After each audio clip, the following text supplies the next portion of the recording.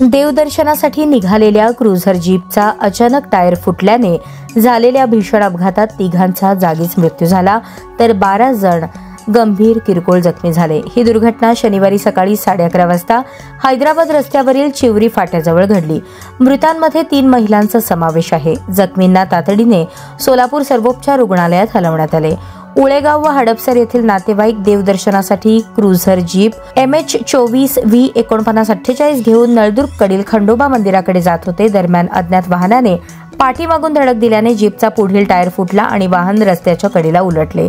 धडकेचा जोर इतका होता की काही प्रवासी बाहेर फेकले गेले।